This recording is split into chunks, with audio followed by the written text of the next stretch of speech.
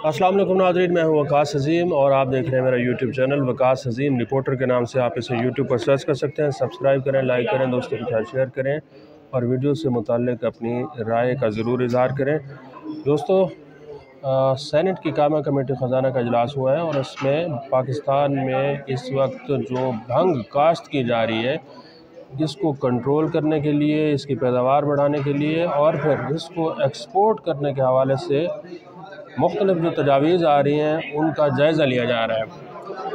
भंग पाकिस्तान में काश्त करने का जो फ़ैसला है, ये साबिक़ वज़ीर-ए-आज़म इमरान ख़ान के दौर में हुआ था और इमरान ख़ान ने यह कहा था कि पाकिस्तान में अगर भंग बड़े पैमाने पर काश्त की जाए तो इससे पाकिस्तान की मईशत को अच्छा खासा फ़ायदा हो सकता है। इसमें कोई शक नहीं कि जिस तरह की ब्रीफिंग सामने आ रही हैं उससे में भी यही बताया जा रहा है कि पाकिस्तान अगर जो भंग इस वक्त काश्त की गई है इसको लीगलाइज़ कर दे तो इससे भी पाकिस्तान को अच्छा खासा ज़र मुबादला मिल सकता है। लेकिन यहाँ पर जो मुख्तलिफ़ इदारे हैं, पहले तो वो शुरू में लड़ते रहे। मसलन साइंस और टेक्नोलॉजी ये कहती है कि भंग की काश्त उनका डोमेन है, फूड एंड सिक्योरिटी भी इसके ऊपर काम करती रही और हैरान कुन तौर पर आप देखें कि एंटी नारकोटिक्स फोर्स, जिसका काम ही मंशियात को रोकना है, ये इदारा मंशियात के फैलाव को रोकने के लिए बनाया गया है, लेकिन एंटी नारकोटिक्स फोर्स भी ये चाहता था कि हमें भंग काश्त करने की इजाज़त दी जाए और फिर हम इसकी मॉनिटरिंग भी करेंगे, सुपरवाइजरी भी करेंगे और देखेंगे कि भंग की पैदावार को कैसे बढ़ाया जा सकता है। बहरहाल अब जो है ना, मामला बिल्कुल सही जगह पे पहुंच चुका है और वज़ारत दिफ़ा को ये इख्तियार दे दिया गया है कि वज़ारत दिफ़ा जो पाकिस्तान की है वो ये देखेगी कि पाकिस्तान में भंग को कौन कौन से इलाकों में काश्त किया जा सकता है, इसके लाइसेंस कैसे देने हैं, क्योंकि इसके नीचे एक पूरी रेगुलेटरी अथॉरिटी कायम की जा रही है और उसके जो चेयरमैन होंगे वो सेक्रेटरी दिफ़ा होंगे।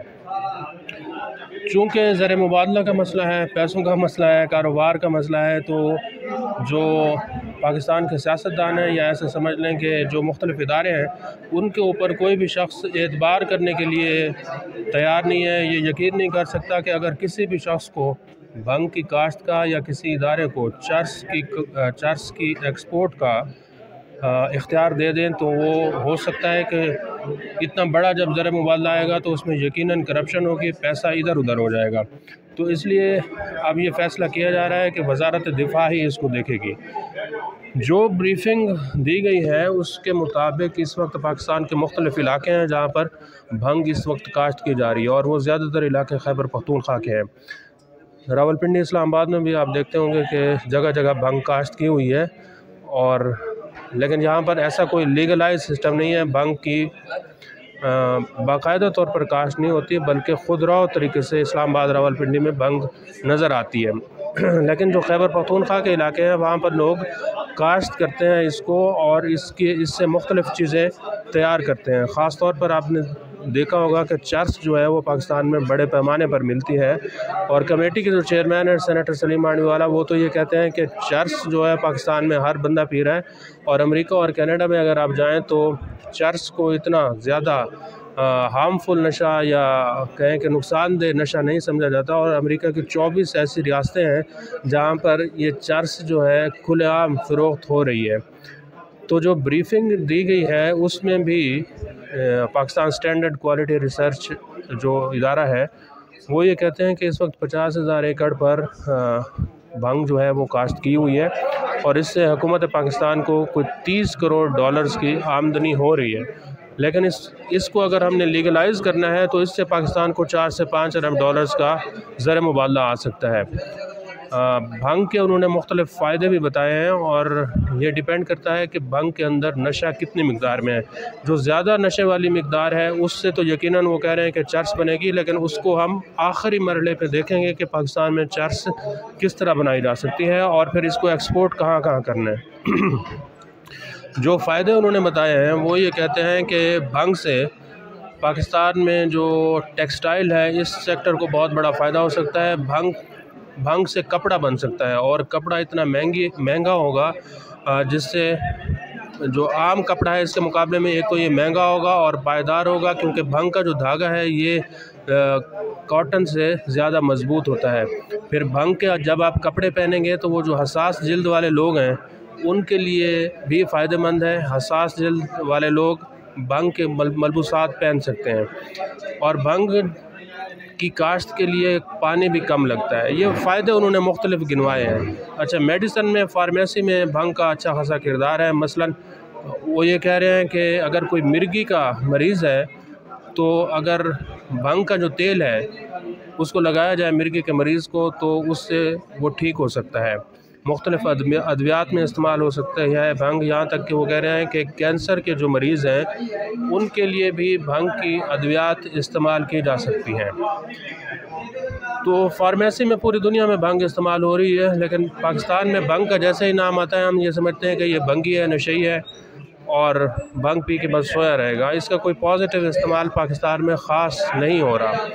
अब पहला मसला यहाँ पर यह है कि भंग को काश्त करने के लिए, लीगलाइज़ करने के लिए कोई इदारा बनाना है, और इदारा भी ऐसा बनाया जाना चाहिए जो ऐसा ना हो कि दूध की रखवाली के ऊपर बिल्ला बैठ जाए। अगर दूध की रखवाली पर बिल्ला बैठ गया तो वो सारा दूध पी जाएगा।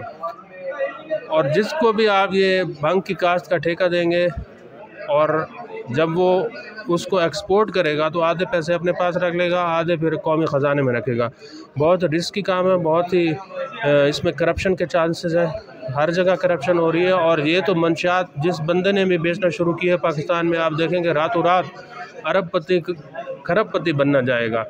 और यहाँ भी पाकिस्तान में जिस बंदे को भी ये भंग और चर्स का लाइसेंस मिला वो देखेंगे आपके कुछ दिनों बाद अरबपति बन जाएगा।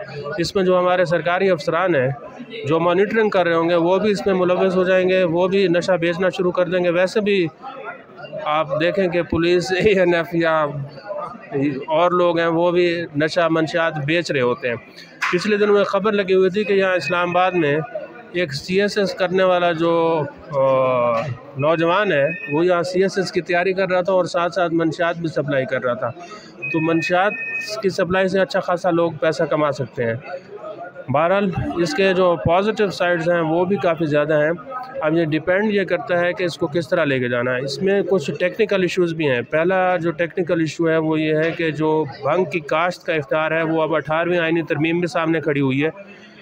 18वीं आईनी तरमीम के बाद हर सूबे का ये इख्तियार है कि वो ख़ुद भंग की काश्त कर सकता है। और इस्लामाबाद में जो वफाकी हुकूमत है वो सिर्फ़ वफाक की हद तक ही भंग की काश्त की इजाज़त दे सकती है। यही वजह है कि आज की जो कमेटी है इसमें जो मेंबरान थे उन्होंने ये भी एतराज़ किया कि सूबों का ये इख्तियार है कि वो भंग की काश्त की इजाज़त दें या फिर ना दें। दूसरा मसला ये है कि ये जो बिल है, कानून है, भंग कंट्रोल रेगुलेटरी अथॉरिटी, इसकी मंजूरी किसने देनी है? ख़जाना ने देनी है या फिर साइंस एंड टेक्नोलॉजी, फूड, या फिर ANF वालों ने या इंटीरियर ने?